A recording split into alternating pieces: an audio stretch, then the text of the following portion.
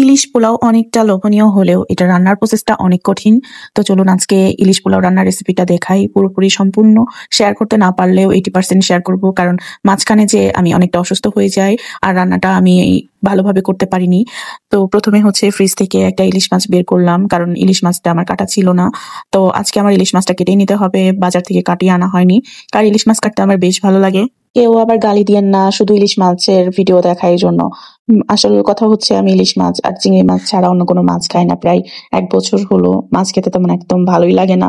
খুব কমই খাই। তো প্রথমে হচ্ছে ইলিশ মাছ তো ভিজালাম, পরে কাটিয়ে নিব। এখানে হচ্ছে চাল নিয়ে নিলাম, পোলাও চাল। আমি চাষী পোলাও চালটা সবসময় ব্যবহার করি। এটা অনেক বেশি ভালো হয় রান্না। এখানে হচ্ছে প্রায় ৩ পোয়া মতো চাল নিয়েছি। আর এখানে ভালো করে ধুয়ে তারপরে হচ্ছে একটা চালনিতে রেখে দেবো, যাতে পানিটা একদম সম্পূর্ণ ঝরে যায়। তারপরে আসলে ইলিশ মাছটা কাটার পরে ভালো করে ধুয়ে এখানে হচ্ছে ম্যারিনেট করার পালা। এখানে ম্যারিনেট করতে কি কি ব্যবহার করা হয়েছে সেটা যদি কেউ জানতে চান তাহলে অবশ্যই কমেন্ট করবেন। আর এখানে হচ্ছে খুব অল্প পরিমাণে মসলা দিয়ে ম্যারিনেট করতে হবে। মাংসতে যেমন অনেক পরিমাণে মসলা দিতে হয়, এখানে ইলিশ মাছে কিন্তু অতটা বেশি মসলা দিতে হবে না, কারণ এটার ঘ্রাণ নষ্ট হয়ে যাবে। ম্যারিনেট করে ৩০ মিনিটের মতো রেখে দিতে হবে ঢেকে। আর আপনাদের যদি হাতে একদমই সময় না থাকে তাহলে সাথে সাথে কুক করে নিতে পারবেন, কোনো প্রবলেম নেই। তো ম্যারিনেট করে রাখলে আসলে ভালো হয়। ইলিশ মাছ আমি এখানে নিয়েছি ৬ পিস।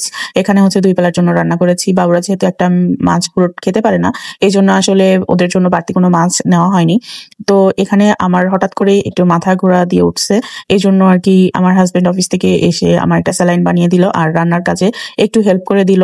আর তারপরের রান্নাটা আমি করেছি, তবে একটু বিশ্রাম নিয়ে। এজন্য আপনাদের সাথে সম্পূর্ণ ভিডিওটি শেয়ার করতে পারলাম না। আর এখানে হচ্ছে পোলাও চালটা খুব সুন্দর করে ভেজে নিচ্ছি, অবশ্যই ঘি দিয়ে।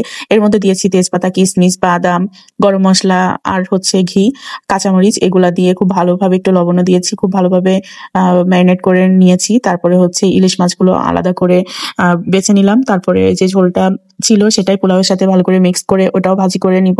আর অবশ্যই কিন্তু পানি গরম দিতে হবে। আর পাশে হচ্ছে দুধ জাল দিয়ে রেখেছি, দেখেছেন। দুধ জাল আসলে দিয়েছি পোলাওতে দেওয়ার জন্য। আমি পোলাও রান্না করলে সবসময় দুধ দেই, আর এটার জন্য ফ্লেভারটা অনেক ভালো হয়। তো তার মধ্যে হচ্ছে ইলিশ মাছগুলো উপরে সুন্দর করে বিছিয়ে দিয়ে তার মধ্যে হচ্ছে পেঁয়াজ বেরেস্তা সবকিছু দিয়ে ঢাকা দিয়ে রাখতে হবে যত সময় না কুক হয়। রান্না কিন্তু প্রায় শেষ হয়ে এসেছে। তো এই রান্নাটা আসলে আমার মায়ের কাছ থেকে শেখা। এত ভালো রান্না আমি পারি না, তবে একটু চেষ্টা করি যেটা আসলে খাওয়া যায়। আর এই রান্নাটা করেছিলাম সেদিন ভীষণ অসুস্থ হয়ে পড়েছিলাম আর ভালোভাবে রান্না একদম করতে পারিনি। রান্নার স্বাদটা মোটামুটি হয়েছিল। ইলিশের ঘ্রাণটা বেশি সময় ধরে ম্যারিনেট করে রাখার জন্য একটু নষ্ট হয়ে গিয়েছিল, কারণ মাথা ঘোরার জন্য অনেকটা সময় বসেছিলাম। আর দেখতেই পেরেছেন আসলে আমার হাসব্যান্ড একটু হেল্প করেছে। তো একা হাতে রান্না করলে আসলে রান্নার সিস্টেমটা আমার মতোই থাকতো আর ভালো হতো। তো যাই হোক, আপনারা যদি পোলাও মানে ইলিশ পোলাও রেসিপিটা চান তাহলে পরবর্তীতে আমি হচ্ছে শেয়ার করতে পারবো।